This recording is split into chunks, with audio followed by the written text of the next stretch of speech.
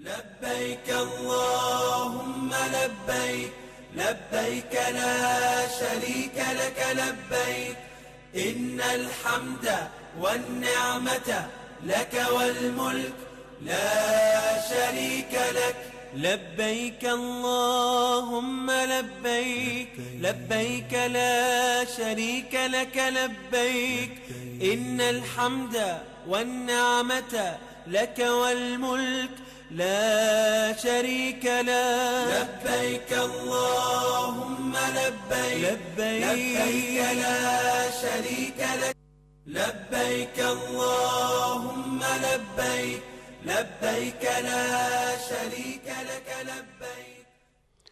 بسم اللہ الرحمن الرحیم. السلام علیکم ورحمۃ اللہ وبرکاتہ.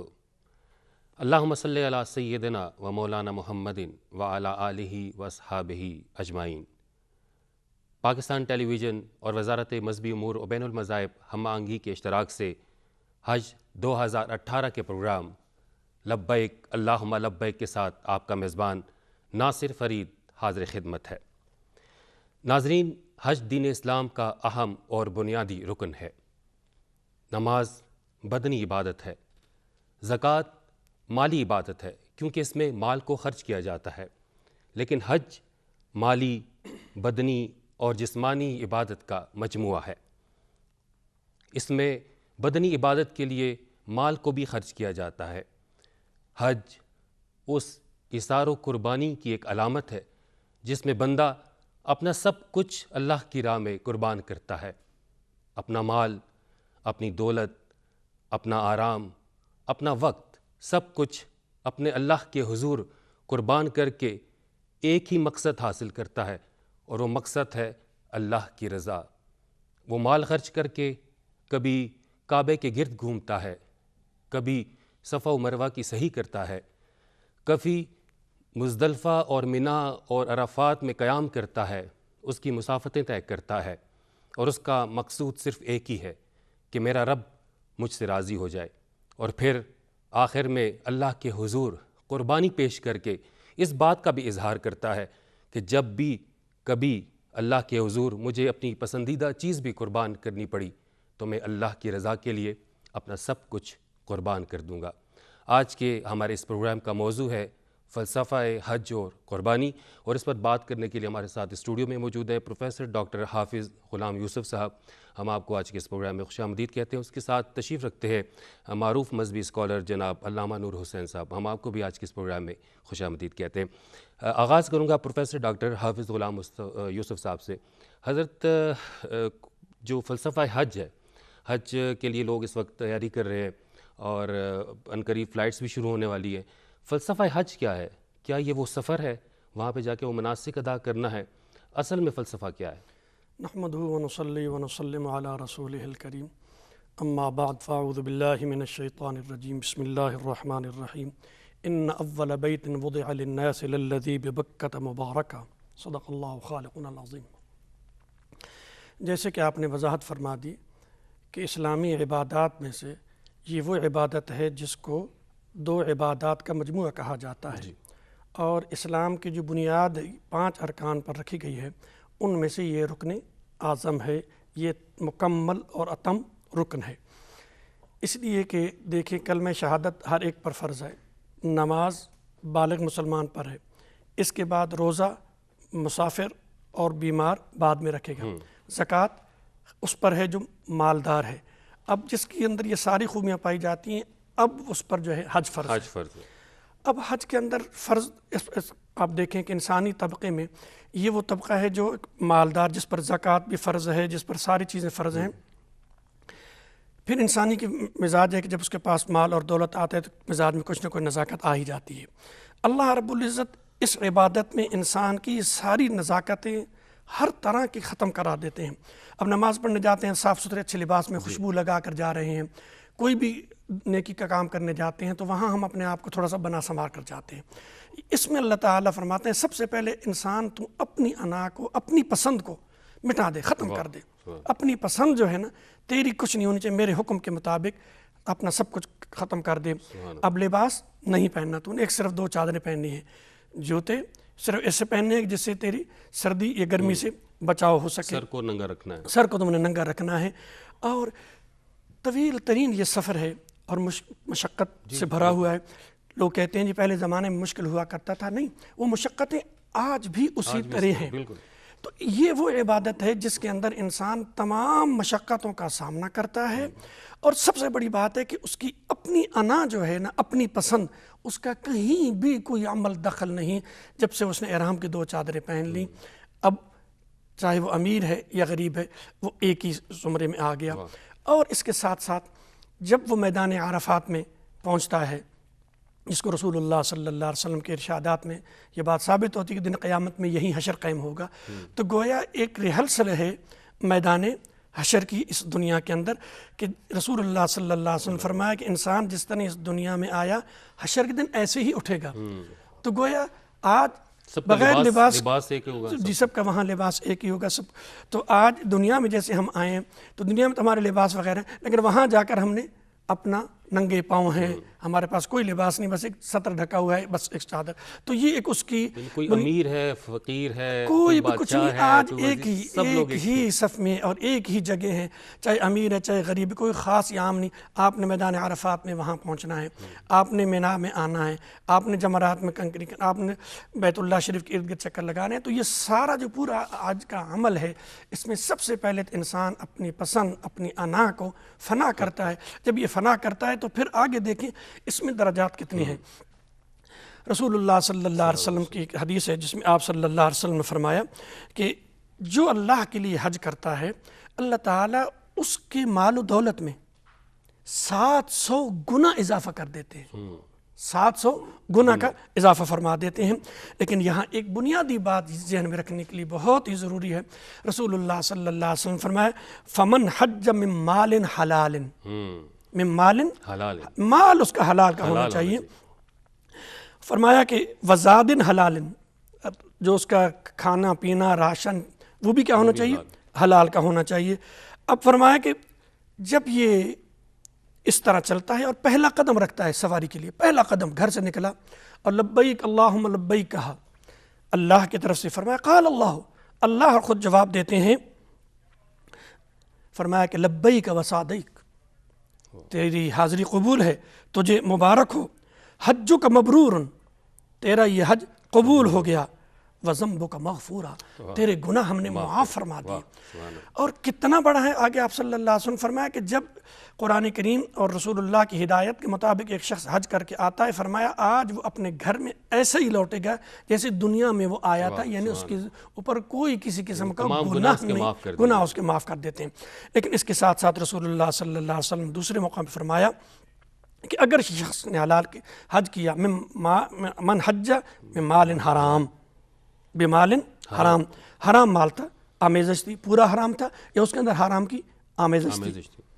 और मैं जब वो कहते हैं लब्बैक अल्लाहुम्मा लब्बैक, क़ाल अल्लाह ताला, अल्लाह जवाब देते हैं ला लब्बैक वला सादैक, तेरी कोई लब्बैक नहीं, तेरे लिए कोई सआदत नहीं, हज्जुक मरदूदुन अलैक, तेरा ये पूरा सफ़र, तेरा पूरा ये अमल तेरे पर क्या मरदूद है, हमने लौटा दिया। इसके लिए बुनियादी जो शर्त है कि वो हमारा रज़ा दे रहा और हमारा पूरा ख़र्च जो है वो माले हलाल से होना चाहिए। रसूलुल्लाह सल्लल्लाहु अलैहि वसल्लम एक और मौक़ा पर इरशाद फरमाया कि इंसान पहुँचता है, उसका सर बाल बिखरी हुई हैं, उसके बदन पर मैल कुचैल है और सफ़र की वजह से थका हुआ है, कपड़े उसके यानी लिबास जो उसका इहराम है वो मैले कुचैले हैं, और वो यहाँ आ जाता है बैतुल्लाह शरीफ के इर्द चक्कर लगाता है और कहता है या रब या रब या रब, फरमाया अन्ना युस्तजाबु लहा, अल्लाह की तरफ से आवाज़ आती है तेरी इस लब्बैक पर किसी ने लब्बैक नहीं कहना, कौन तेरी दुआ कबूल करेगा। फरमाया मलबसों का हराम, तेरा लिबास हराम, मशरबों का हराम, तेरा पीना हराम, तेरा खाना हराम। तो इसमें ये पहली बात ये है कि जब अपने आप को मिटाना है तो तब मिटेगा जब हमारे पास ज़ादेरा हलाल का होना चाहिए।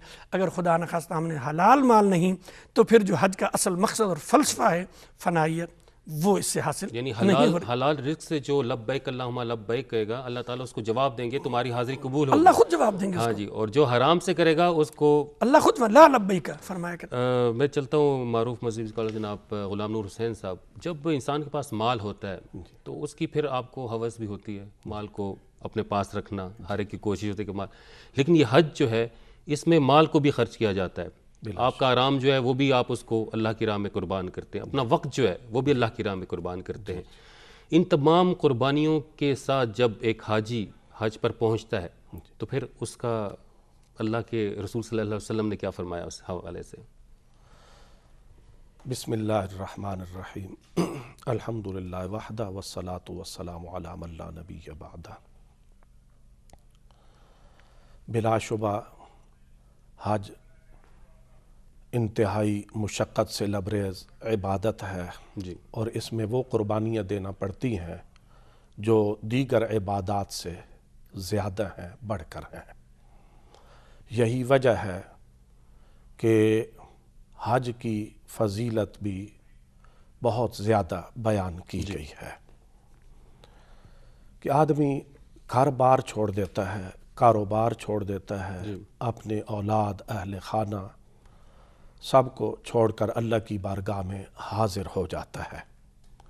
تو جب ہم حج کے اس فلسفے پر غور کرتے ہیں جی، تو یہ حقیقت واضح طور پر دکھائی دیتی ہے کہ یہ اللہ کی محبت کا مظہر ہے، بالکل، کہ انسان یہ کسی کی محبت کی خاطر کر رہا ہے۔ محبت کے بغیر تو یہ سارے عوامل ہو ہی نہیں جی بلا شبہ جی، تو محبت انسان سے بڑی بڑی قربانیاں کروا دیتی ہے، تو اس شخص نے اپنی ہر متاع عزیز کو چھوڑ دیا۔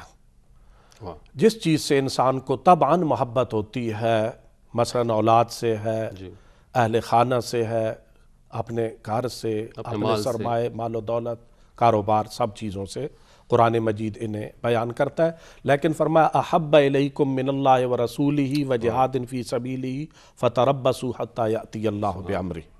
پہلے ان محبتوں کا ذکر فرما کر نا جی، فرمایا کہ اگر تمہیں ان سے اللہ اور اس کے رسول اور اس کے راستے میں جہاد سے بڑھ کر محبت ہے تو اللہ کے امر کا انتظار کرو، اور اللہ قوم فاسق کو ہدایت نہیں دیتا۔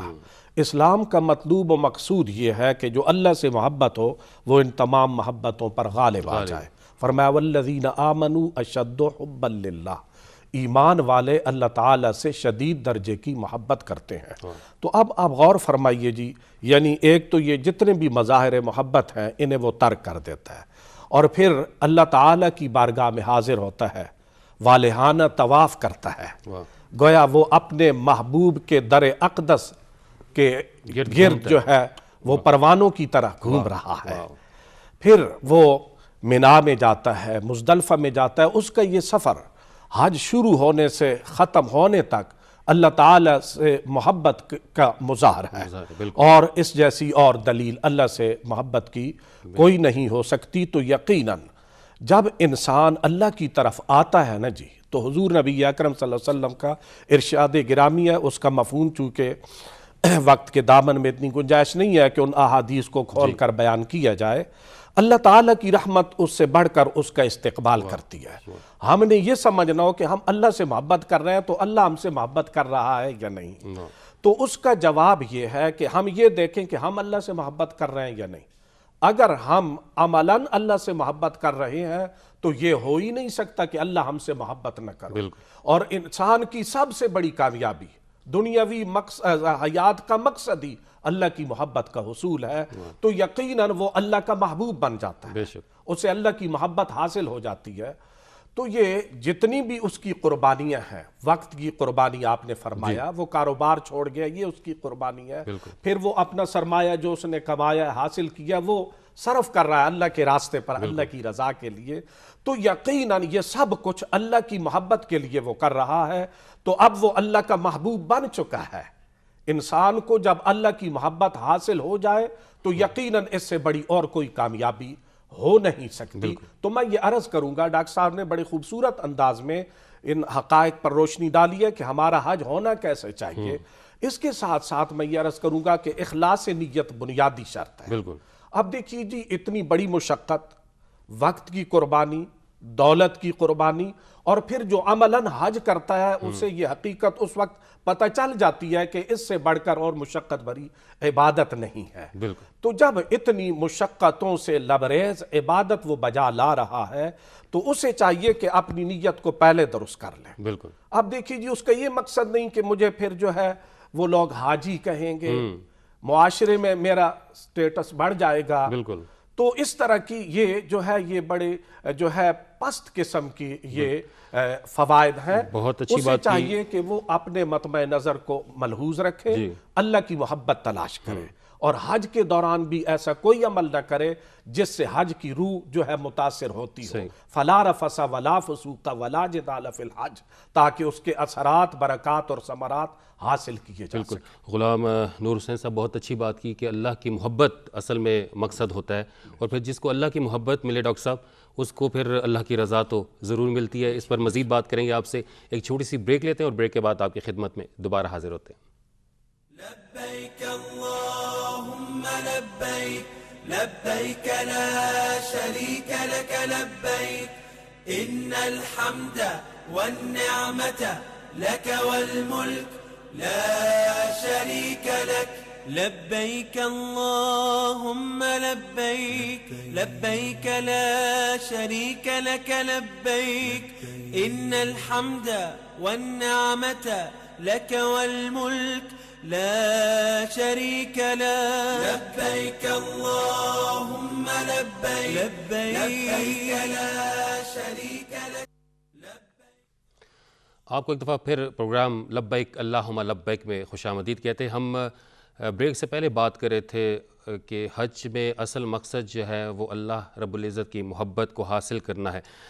میں سوال کروں گا پروفیسر ڈاکٹر غلام یوسف صاحب سے. غلام یوسف صاحب، جب اللہ کی محبت انسان کو مل جائے تو جو اکثر مقصد ہے اللہ کی رضا حاصل کرنا وہ تو پھر ضرور ملے گی. بے شک اللہ رب العزت نے قرآن کریم میں فرمایا کہ مومن بندے کا مطمع نظر کیا ہے، واللہ ورسولہ حق ان یرضوہ. اس کا ایک ہی مطمع نظر ہے کہ اللہ اور اس کا رسول مجھ سے راضی ہو. اور اللہ اس کے رسول کو راضی کرنے کے لیے شرط ہے محبت. لیکن اس محبت کو اللہ نے مشروط کیا. محبت وہ نہیں کہ جو ہمارے اپنے دل کے اندر آئے اور ہم اپنے دل کے اندر وہ کرتے چلے جائیں. نہیں، قل ان کنتم تحبون اللہ فاتبعونی. ہماری یہ محبت، اللہ فرماتے ہیں اگر تم اللہ کے محبوب بننا چاہتے ہو، اللہ سے محبت، تو رسول اللہ صلی اللہ علیہ وسلم کی اتباع کرو. گویا حج کا یہ عمل ہر مومن، ہر مسلمان کی خواہش ہے کہ میں حج پہ جاؤں. لیکن اس میں ایک عمومی غلطی دیکھی گئی ہے جو عام طور پہ لوگ اس کی طرف توجہ نہیں دیتے. ہماری مائیں بہنیں جن کا کوئی محرم نہیں ہوتا. اب اللہ اور اس کے رسول کی محبت کا تقاضا یہ ہے کہ اللہ نے عورت پر اس وقت حج فرض کیا جب اس کے ساتھ محرم ہو. اب اگر اس کے ساتھ محرم نہیں تو اس پر حج فرض نہیں. اب وہ کہتی ہے کہ میں نے حج پہ جانا ہے، اور عام طور پہ عموماً دیکھا گیا ہے کہ غلط بیانی کر کے بلا وجہ اپنے کسی دور کے رشتہ دار کو یا محلے دار کو کوئی چچا ماموں بھتیجا بنا دیا جاتا ہے اور وہاں لکھ دیا جاتا ہے. تو اب دیکھیں ہمارا پہلا قدم ہی کیا ہو گیا؟ اللہ اور اس کے رسول کی نافرمانی پہ. اس کی اللہ کے نبی صلی اللہ علیہ وسلم فرمایا عبادت کر رہے ہیں لیکن اس کا طریقہ ہم نے ایسے اختیار کیا. اس کا پہلا ہم نے طریقہ اختیار کیا کہ اللہ کو ناراض کر کے چل رہے ہیں. رسول اللہ صلی اللہ علیہ وسلم فرمایا کہ وہ عورت جو اللہ اور اس کے رسول پر ایمان رکھتی ہے، فرمایا 3 دن سے زائد کا اس کا جو سفر ہے وہ بغیر محرم کے نہ کرے.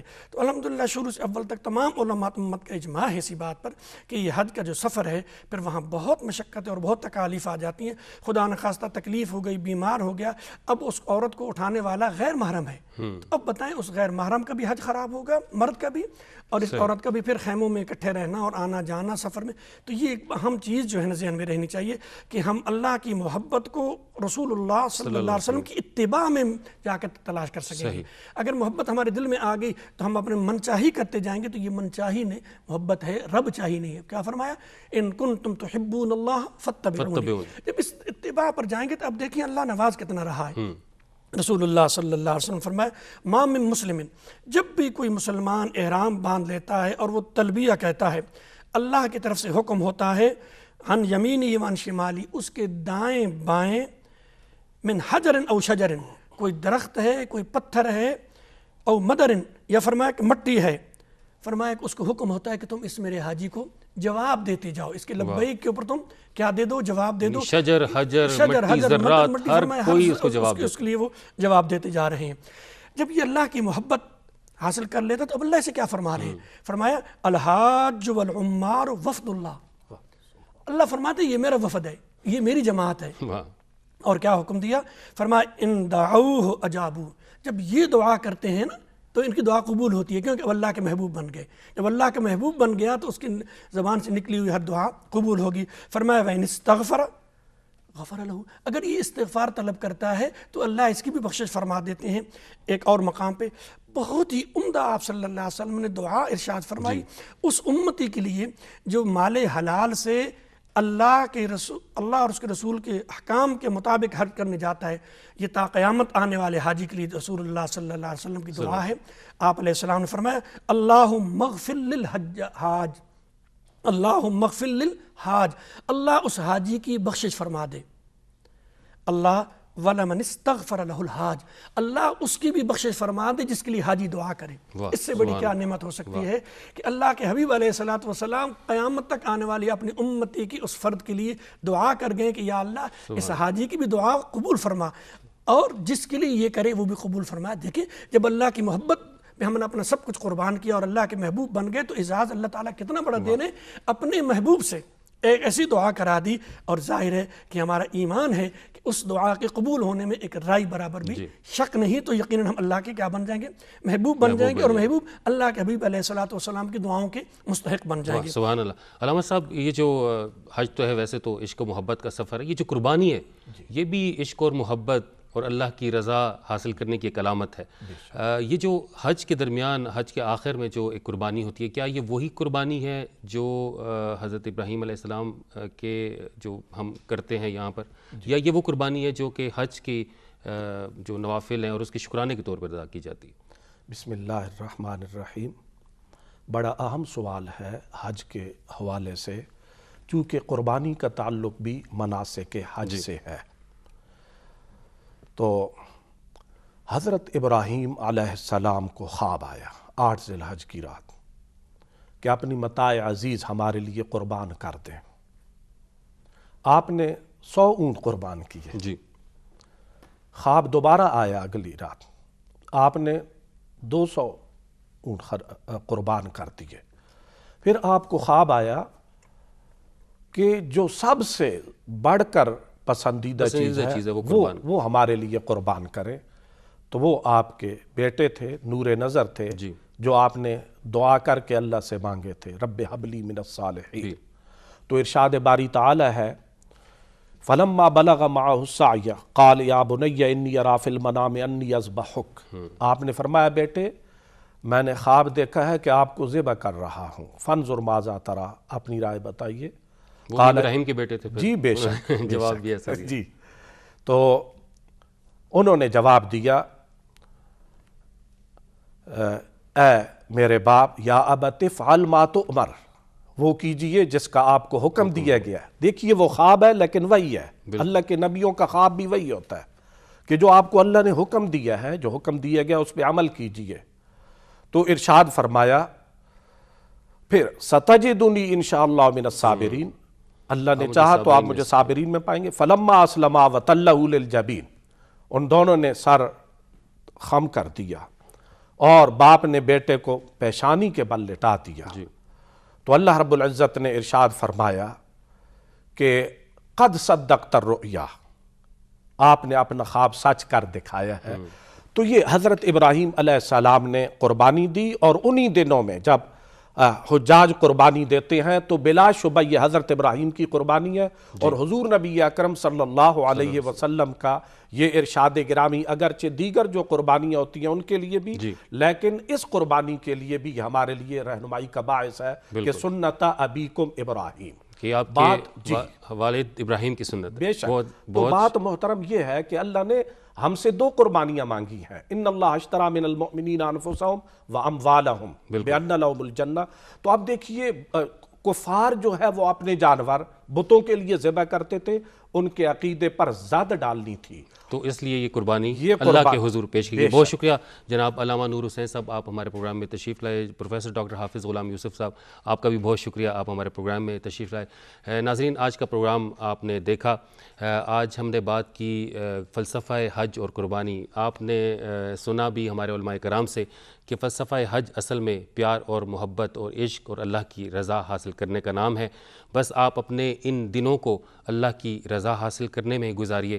جس کو اللہ کی رضا مل گئی उसकी दुनिया और आखिरत जो है वो कामयाब हो गई। अपने मेज़बान नासिर फरीद को इजाज़त दीजिए। अल्लाह निगहबान। लब्बैक अल्लाहुम्मा लब्बैक लब्बैक ला शरीक लक लब्बैक इन्नल हम्दा वन्निअमत लक वल मुल्क ला शरीक लक लब्बैक अल्लाहुम्मा लब्बैक लब्बैक ला शरीक लक लब्बैक इन्नल हम्दा वन्निअमत लक वल मुल्क لا شريك له لبيك الله